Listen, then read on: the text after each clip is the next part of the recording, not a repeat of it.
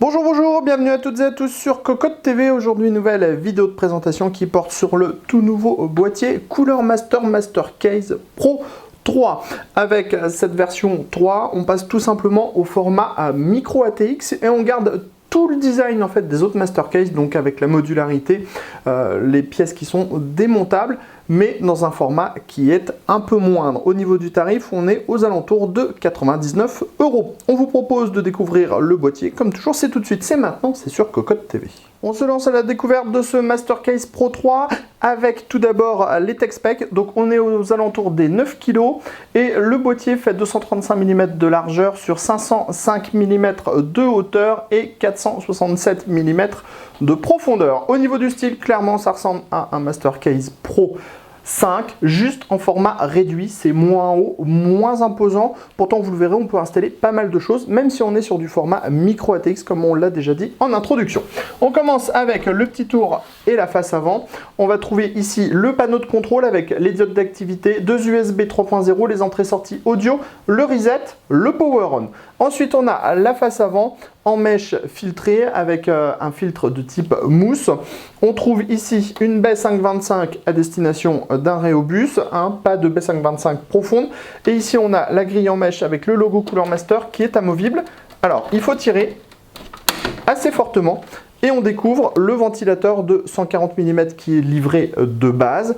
On a un autre emplacement en 120-140 mm et on a une compatibilité radiateur de water cooling en 240-280 mm maximum. Sachez que cette grille qui vient supporter les ventilateurs est amovible comme la grille supérieure sur le dessus qui est la même. Mais attention, on a une compatibilité uniquement en 240 mm pour le water cooling dans le haut.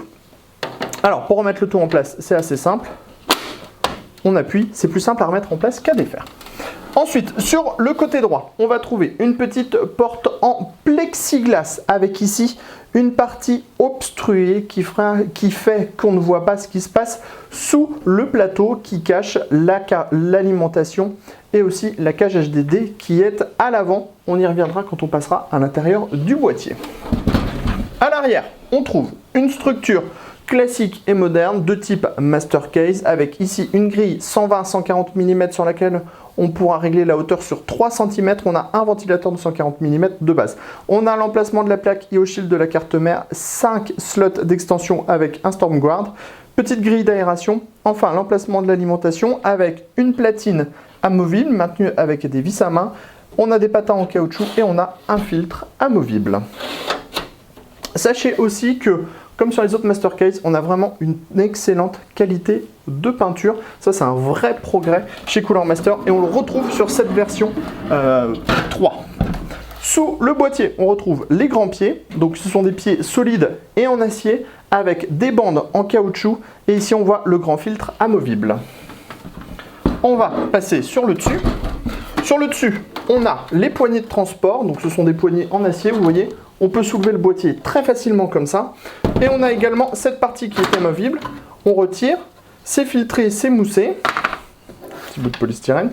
Et en dessous, on va retrouver la platine de montage en 2 x 120 mm, 2 x 140 mm, compatible avec les radiateurs de water cooling en 240 mm maximum pour le haut. Pour remettre en place, c'est simple, vous voyez, on est sur le haut, on prend la platine, on la fait coulisser.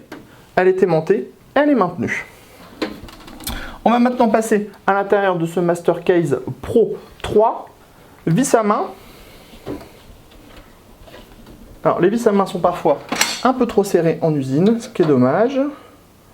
Donc, on va mettre un petit coup de tournevis.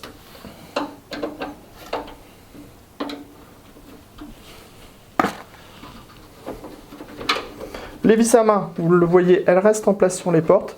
Ne pourront donc pas tomber et les portes se retirent très facilement en coulissant en arrière. On vous parlait du petit cache, voilà, c'est ce dernier, c'est un petit cache qui permet en fait de dissimuler le dessous du grand cache intérieur. Il est amovible si on le désire.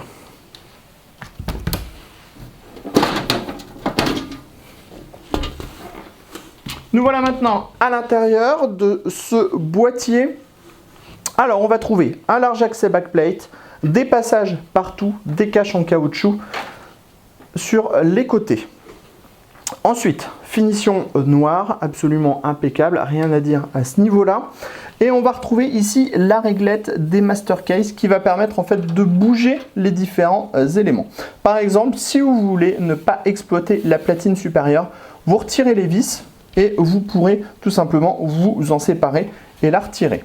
Ensuite, la cage HDD, on retire ces deux petites vis, ici et ici, on la déclampe et on peut revenir l'installer n'importe où puisqu'en fait, on a un système de réglage qui permettra de la réintégrer partout, toujours avec les petits systèmes de cils en bloc pour éviter toute vibration. Vous pourrez aussi vous acheter une cage HDD supplémentaire en plus de celle-là si vous voulez exploiter au maximum en fait les possibilités de ce boîtier.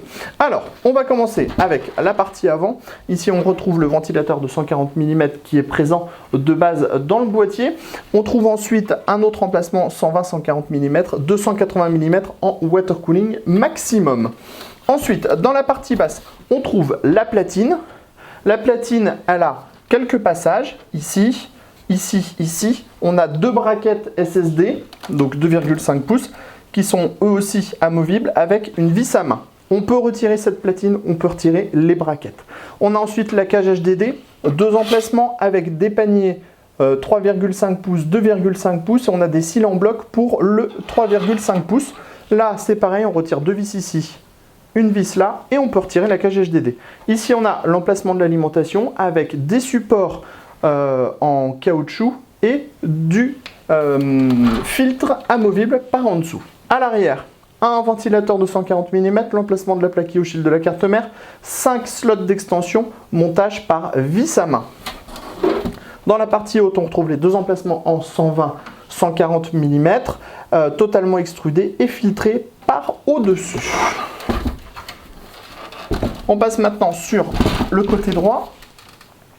Donc, on retrouve la structure avec l'accès backplate, les nombreux passages, les caches en caoutchouc. On a également la possibilité de déplacer les braquettes SSD, donc à l'arrière si on le désire, puisqu'on a là les petites vis avec les points de fixation. On pourra également, vous voyez, bien regrouper les câbles au niveau des scratchs. Ça, c'est une très bonne chose parce que ça permet vraiment de faire un montage plus aisé. Au niveau du prix, on vous en a déjà parlé, on est sur une base de 99 € pour ce boîtier qui est au format micro ATX. La finition est absolument excellente, hein. Ça c'est vraiment une des caractéristiques de la gamme Master Case et on a une modularité qui est vraiment intéressante, d'autant plus qu'on pourra acheter différents accessoires pour ce boîtier. Sur ce, on se donne rendez-vous très prochainement sur cocotland.com pour tous nos articles et sur Cocotte TV pour nos prochaines vidéos.